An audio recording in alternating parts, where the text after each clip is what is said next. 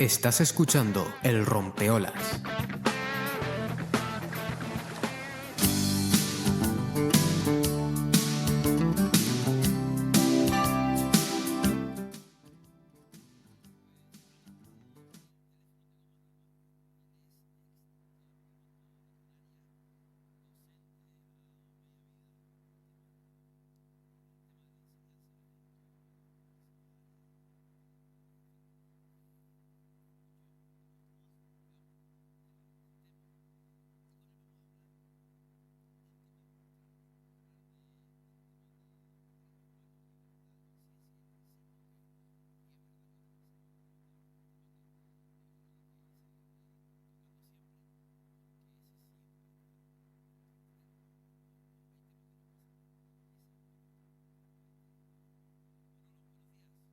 Buenos días, Javier. Buenos días, buenos días.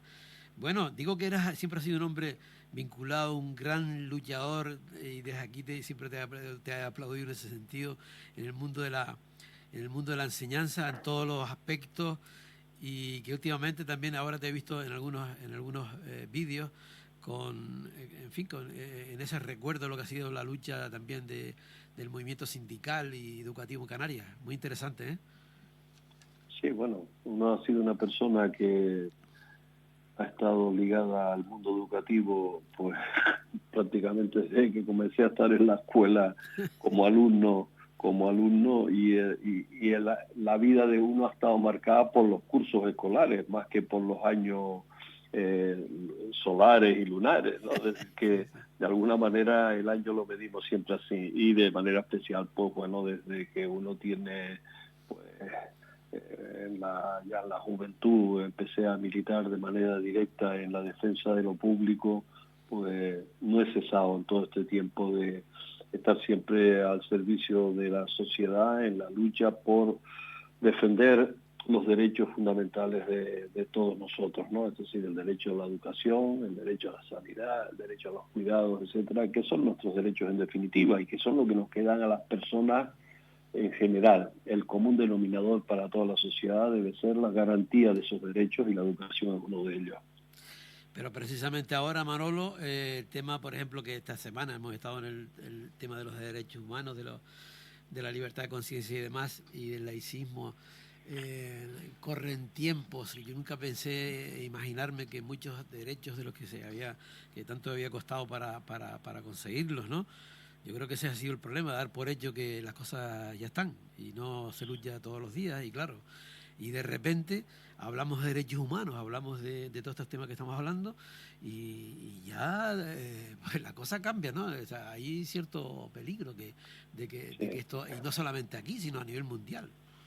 sí, tenemos que pensar siempre que nada es para siempre, es decir, y ninguna de las conquistas que han costado pues muchos tiempos de lucha, incluso cárceles, incluso muertes, etcétera, pues se mantienen para siempre. Hay que estar siempre vigilantes porque siempre hay un contrapeso que quiere eliminar conquistas, que quiere beneficios y privilegios para unos pocos, y cuando eso ocurre, la mayoría social tenemos que defender nuestros derechos con uñas y dientes. Por tanto, refiriéndonos al caso concreto tanto de la libertad de conciencia como de los derechos humanos en general, eh, esta semana hemos tenido pues esos 2 días internacionales, el día 9 como celebración de que el Día Internacional del Laicismo y la Libertad de Conciencia, y el día 10 pues la rememoración también de que fue el día en que la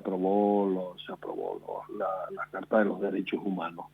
En el caso concreto del Día Internacional del Laicismo y la Libertad de Conciencia, tenemos que tener en cuenta que tiene sus orígenes en que en el año 1905 se publicó en Francia la ley que separa el Estado de las iglesias. Fue el primer país del mundo que dio ese paso adelante y que sirvió de guía y faro para que otros países pudieran por lo menos acercarse a eso.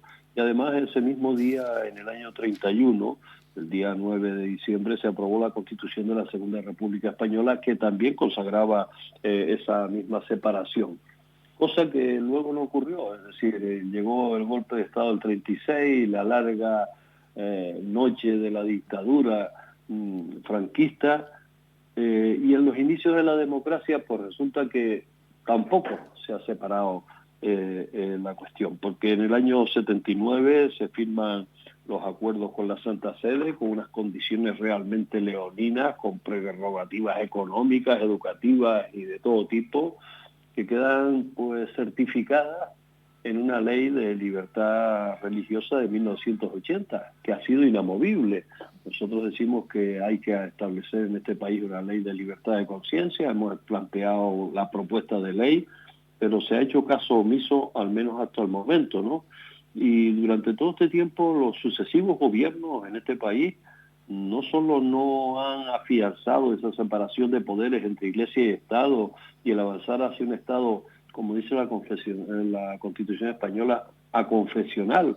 Nosotros querríamos avanzar hacia un Estado laico, es decir, hacia un Estado donde la separación fuera absoluta y demás, pero bueno, ni siquiera se cumple con eso. Es decir, sin ir más lejos, esta semana hemos visto pues los llamados funerales de Estado, es decir, usted asiste a título privado a las cosas si quiere como individuo, pero no tiene por qué mezclarse esa mezcla entre Iglesia y Estado y entre las distintas iglesias, pero en este caso la prominente de este país, que es la Iglesia Católica, ¿no? Y lo único que se comprometió la Iglesia en esos acuerdos del 79 fue la autofinanciación, y resulta que no lo ha cumplido. Pensemos que más de 13.000 millones de euros se van cada año para la Iglesia Católica de este país, y que durante estos años se ha apoderado de más de 100.000 bienes a través de las denominadas inmatriculaciones. Es decir, esto no deja de ser un ataque frontal y un privilegio concedido a un grupo privado que de alguna manera es dominante en este país, ¿no? Pero aparte de eso, han aparecido pues durante mucho tiempo en países como Estados Unidos, Irlanda y tal, denuncias, por ejemplo, sobre casos de temas de abusos sexuales, de pederastia, etcétera, a niños y niñas. Este país ha tardado hasta fechas recientes en que esto aflore. Y la Iglesia, la jerarquía eclesiástica, temas como este, que son, digamos, de enorme calado y de enorme sensibilidad y de mucho dolor para la gente que los ha sufrido, resulta que los oculta, los tapa de alguna forma. El Papa Francisco ha intentado impulsar alguna cuestión de este tipo, pero en los últimos tiempos hemos visto que en este país, por ejemplo, ya están apareciendo casos, denuncias, etcétera, que venían algunas desde hace tiempo, pero que no habían sido resarcidos en absoluto.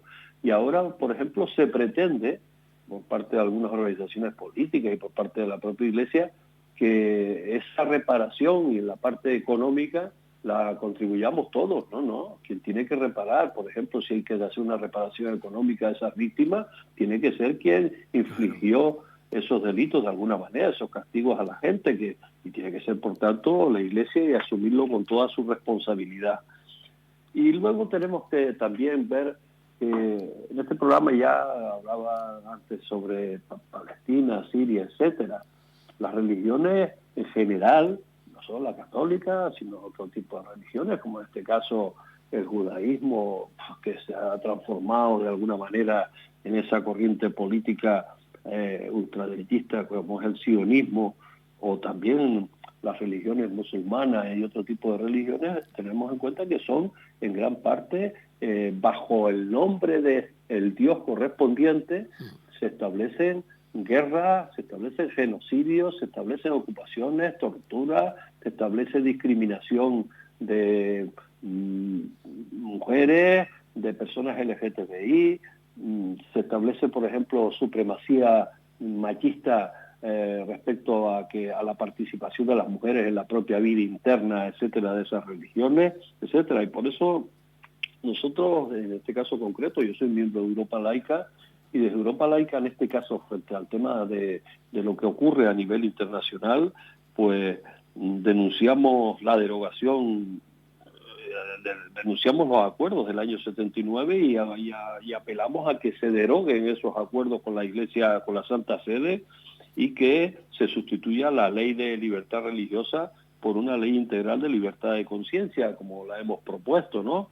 Que también las inmatriculaciones, no puede ser que se hayan detectado por parte de Europa Laica más de 100.000, que el gobierno del Estado haya hablado de unas 35.000 y que la Iglesia Católica pues haya dicho que no tiene, que solamente no tiene documentos sobre unos 1.000 y pico bienes que se ha apropiado. Esto es una desvergüenza absoluta porque es un robo de bienes públicos, etcétera, y que tendrían que ser, muchos de ellos, propiedad del común y demás.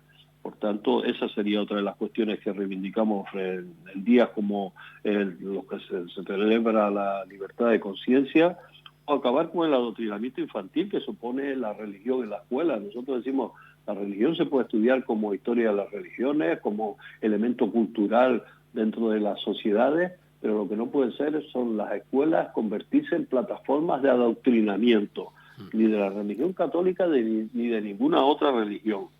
Y por eso también decimos que hay que defender los intereses privados, los intereses públicos frente a los intereses privados, ¿no? Hay que defender lo público y la escuela, por tanto, debe ser pública, laica, gratuita, etcétera, ¿no?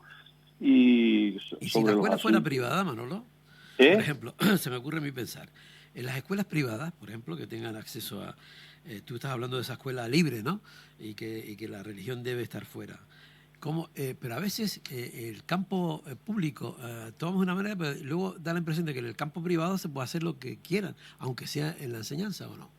No, es que el problema está en que esas llamadas escuelas privadas que tú dices ahora, hay algunas que son privadas totales, pero la mayoría de esas escuelas que son negocios de la educación con empresariado privado que monta esos asuntos, están pagadas con fondos públicos, están concertadas como la sanidad, etcétera. Entonces, todo el dinero, toda la educación que esté financiada con fondos públicos no puede tener plataformas de adoctrinamiento por varias razones. Una de ellas, porque nada más a científico que la transmisión de esos conocimientos o de esas creencias en lugares donde lo que tiene que haber es ciencia y conocimiento. Por tanto, las cuestiones religiosas son cuestiones que pertenecen a cada individuo, a su intimidad, y que tienen las parroquias y sus adeptos pues que mantenerlas y los lugares para recibirlas. Y no tiene por qué ser la escuela donde se segrega en el momento de la religión a los niños y niñas que van a la clase de religión, de los niños y niñas que van a ética o van a estudio o van a otras actividades o no son atendidos debidamente. Por tanto, en la escuela no puede haber ese tipo de segregaciones y no tiene cabida el adoctrinamiento. Y en ninguna escuela que esté financiada con fondos públicos, aunque sea parte del negocio privado de la educación. Eso es lo que planteamos al respecto. Yo creo que Mayor Oreja no estará escuchando el rompeolas, como es natural, pero si estuviera escuchando, llamaría ahora y te diría, oiga, usted está equivocado, porque en los últimos acontecimientos que él dijo era que la ciencia, realmente todos los científicos, la gran mayoría de los científicos que trabajan la ciencia y el conocimiento, se estaban dando cuenta que realmente lo divino es lo que influía ahí, ¿no? Algo así dijo, ¿no? Sí, bueno, Mayor Oreja es un cavernícola de la extrema derecha, ¿no? Es un señor que pertenece a la caverna de la extrema derecha y que defiende valores, digamos, que son antivalores culturales y de derechos humanos, es decir, está en contra del derecho de las mujeres a decidir libremente sobre su cuerpo y a poder abortar si así lo consideran. Es decir, está en contra de todo lo que signifique progreso, separación del Estado y la Iglesia, y lo que a ellos les interesa es la confusión entre ambas entidades y que beneficie a su ideología religiosa, a su ideología política, que en definitiva pues es la ideología de unos pocos para defender los intereses de unos poquititos, de unos muy pocos en este caso, ¿no? Y después está también el asunto de los abusos sexuales, que nosotros decimos que tienen que ser reparados y que de esas indemnizaciones a las víctimas las pague la Iglesia, ¿no? Y se exijan responsabilidades y se haga prevención sobre futuros abusos y que no prescriban y que la Iglesia entregue toda la información sobre esos abusos que la posee y la ha ocultado y de alguna manera la ha tolerado, ¿no? Aquí hay que ver, por ejemplo, lo de la lucha que está llevando, bueno, mucha gente, entre ellos, por ejemplo, Ciro Molina, que bueno, que esta semana, a ver si la próxima semana lo podemos tener en el programa, había llegado a Europa con el tema, con el tema de los abusos, ¿no? Y sobre todo, en fin, lo que se hizo con el obispo Bernardo, que aquí parecía que no pasaba nada, ¿no? Y siempre, Sí. yo lo que veo es que son temas, Manolo, que pasan años y años, porque mira tú todo lo que llevamos en la Constitución, por ejemplo, ¿no? Y lo que estamos hablando, esto se tenía que haber solucionado hace muchísimos años, esa separación, Sí, esa historia, ¿cómo es posible? pero Javier, hay un problema, es decir, la Iglesia Católica es un poder fáctico muy importante en nuestra sociedad. Eh, Prácticamente la mayoría de los partidos políticos saben que si desde los púlpitos se emprende una campaña contra alguno de ellos, pues tienen parte de la batalla perdida. Y también saben algunos de ellos que si lo que se hace es apoyarles, como se hace con la derecha y la extrema derecha en muchos de los casos, por parte de la jerarquía eclesiástica, no de la Iglesia en general, sino fundamentalmente de la jerarquía, pues ese apoyo a la derecha y a la extrema derecha coinciden en la defensa de determinados asuntos, pues resulta que eso los ayuda a alcanzar, a conquistar el poder, porque saben que se ayudan mutuamente para mantenerse unos apoyados en los otros. Saben que desde el momento en que se quiebre esa unidad entre lo político y lo privado de la Iglesia Católica, entre los poderes del Estado y los poderes eclesiásticos, si se quiebra esa unidad, pues la Iglesia tiene mucho que perder, y algunos de los que defienden esas cuestiones pues también tendrían que perder, porque se les pierde un altavoz, se les pierde alguien que controla muchas conciencias a través del secreto de la confesión, a través de la transmisión de la propia doctrina religiosa, ¿no? Y del adoctrinamiento que se hace desde la más temprana edad. Digo, ¿tú crees que hay un avance de todo ese sistema? ¿Tú lo ves como un avance ahora? ¿Cómo lo ves? No, que va. Ahí lo que hay continuamente, hay cada vez, parece, por los datos que hay estadísticos, pues menos gente que acude a las iglesias, etcétera, pero eso no es lo importante. Lo importante es que para que una sociedad democrática sea sana, avance, se consolide, se robustezca, haya igualdad de derechos para todo el conjunto de las personas, etcétera, en primer lugar hay que separar lo público de lo privado, hay que separar poderes, como se hace entre el poder judicial, el poder legislativo y el poder ejecutivo, pues también otros poderes, como en el caso de la Iglesia Católica, tiene que estar separado del Estado. La Iglesia es una organización privada y por tanto no puede tener privilegios sobre el conjunto de la sociedad, ni económicos, ni sociales, ni culturales, ni de ningún tipo. Por tanto, en eso nos queda mucho por avanzar, nos queda muchísimo que hacer, y por eso desde la gente que, bueno, pues militamos en Europa laica y mucha más gente que tiene conciencia democrática de avanzar en una sociedad más justa, más equitativa, más igualitaria, de alguna manera que sea una sociedad feminista, una sociedad ecologista, una sociedad que defienda valores culturales y valores de igualdad y no de discriminación ni de privilegio, pues seguimos defendiendo precisamente todas estas cuestiones respecto a la separación de poderes de Iglesia y el Estado. Y eso es para que haya un Estado democrático que defienda precisamente eso. Y luego que eso que defendemos internamente para nuestro país también se defienda en las relaciones internacionales. No se puede tener una hipocresía con respecto a lo que el genocidio que está ocurriendo cada uno de los días desde hace ya más de un año sobre el pueblo palestino en sus tierras, esa crueldad que está ocurriendo cada día, matando a personas inocentes, erradicándolas de su territorio y apropiándose del mismo, y ahora extendiendo ya también hacia Siria, etcétera, para construir esa ilusión del gran Israel, amparada y auspiciada por el sionismo internacional y defendida por Netanyahu, que tendrá que responder algún día, se supone, de crímenes de lesa humanidad ante los tribunales de justicia internacionales, él y su gobierno completo, y también los gobiernos cómplices tendrían que responder también ante esos tribunales, puesto que aquellos son cómplices aquellos que le siguen vendiendo armas, son cómplices aquellos que siguen permitiendo que en nuestros puertos se siga atracando buques para reponer energía, lo que sea, camino de Israel. Son cómplices aquellos, ¿no?, que mandan dinero, ¿no?, y que mandan armas. Digo que eso es hipócrita, ¿no? O sea, decir una cosa, pero a la hora de la verdad se sigue apoyando quizá esos desembarcos en los puertos. Efectivamente, y no solo eso, sino también la venta de armamento, ese apoyo, esa distinta manera de rasero, de distintos raseros, es decir, con respecto a lo que significa el pueblo de Palestina hoy en día, o con lo que significa al pueblo ucraniano, ¿no?, y a las denuncias. Es decir, nosotros hemos denunciado claramente la invasión de Ucrania por Putin, pero también, y con mucho más motivo aún, porque esto se está convirtiendo en un enorme genocidio, lo que significa la invasión de territorios palestinos por parte de Israel y el genocidio que se está cometiendo.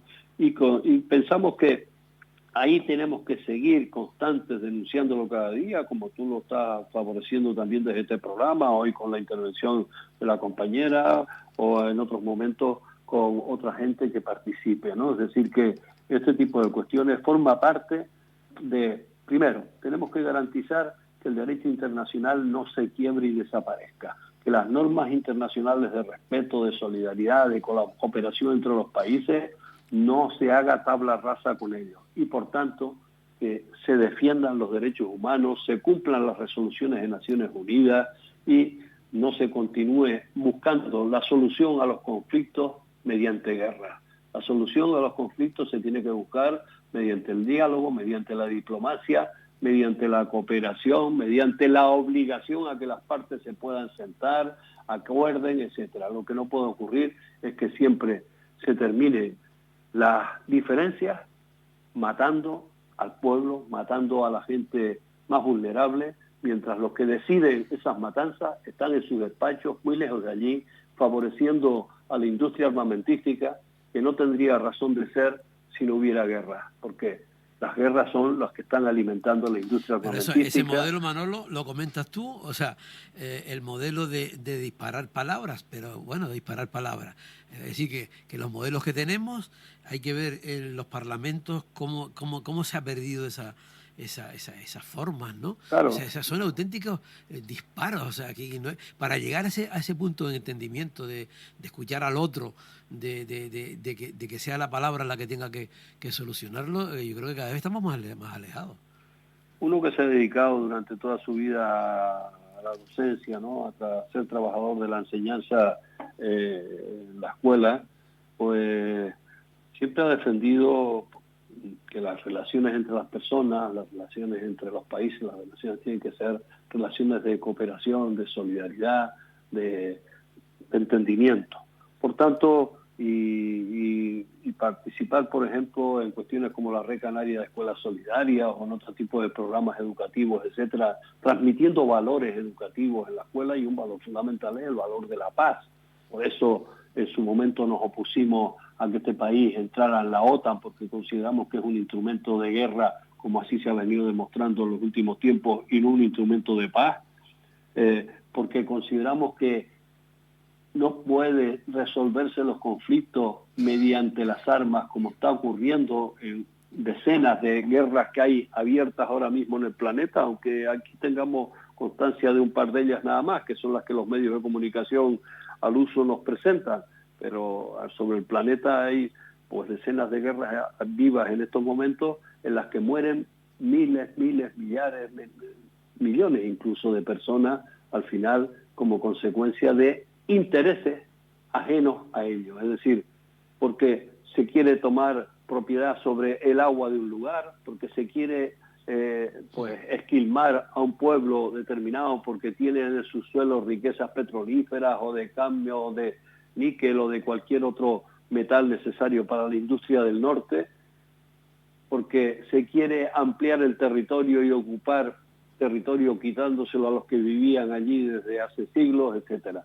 Por tanto, nosotros decimos, siempre es posible el acuerdo, y no puede ser que el acuerdo termine después de que hayan pasado por encima de miles de personas que terminan siendo asesinadas. Es decir, los acuerdos hay que intentarlos antes de comenzar esa guerra por todos los medios.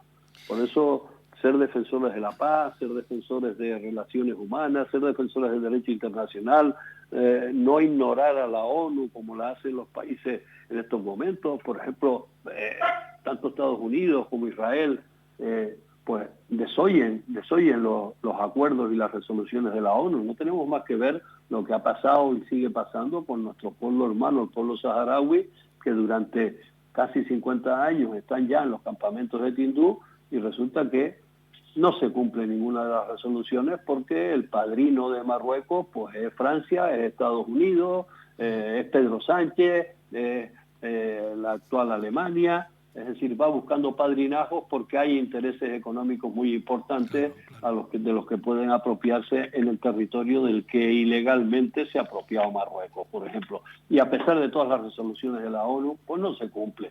Y lo mismo está ocurriendo con Palestina, en este caso mucho peor, porque ahí están muriendo cada día decenas y decenas de personas, y la mayoría de ellos, mujeres, niños, ancianos, gente indefensa. Manolo, ya se nos fue el tiempo, pero antes quería preguntarte una cosa, que antes lo anoté en lo que estabas comentando, ¿no? Justamente cuando hablabas de los valores que se han trabajado, ¿no? Llevas mucho tiempo trabajando los valores, ¿no? Bueno, muchísima gente, ¿no? Valores como democráticos, de derechos, de libertad, etcétera, etcétera. Llegamos a estos tiempos, por ejemplo, hablando de lo que estamos hablando hoy, ¿no? Y la pregunta es, la izquierda en general ha estado también en el país, en los gobiernos, ¿no? ¿Ha existido una tibieza por parte de la izquierda para afrontar cosas de tal manera que no se han podido diferenciar mucho de otras políticas y se ha tenido que hacer la oportunidad de solucionar muchas cosas de estas que no se han solucionado?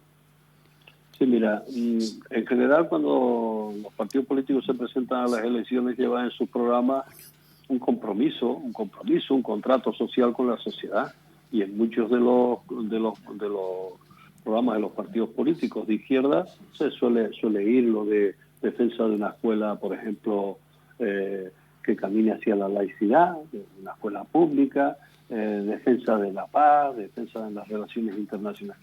Luego, cuando se llega al poder, pues parece que algunos olvidan los contratos que han firmado con la sociedad y hacen lo contrario de lo que se habían comprometido y lo que les ha opado al poder. Entre otras cosas, empiezan a hablar de los posibilismos, de las presiones, empiezan a justificar sus actuaciones porque no tienen la valentía de actuar contra quienes de verdad deciden las cosas en los países, que son las grandes empresas multinacionales, que son los grupos de presión, que son los grupos, tales como en este caso pueden ser los lobbies, y un lobby importantísimo es la Iglesia Católica en este país, y durante años pues se ha seguido favoreciendo esta situación, se busca ese entente, cuando se aprieta un poco se da una respuesta tibia, pero no se avanza desgraciadamente. Es decir, por eso hacen falta posiciones más radicales, hacen falta posiciones que vayan a solucionar los problemas de fondo y no a establecer falsas promesas diciendo una cosa y luego haciendo la contraria. Ya.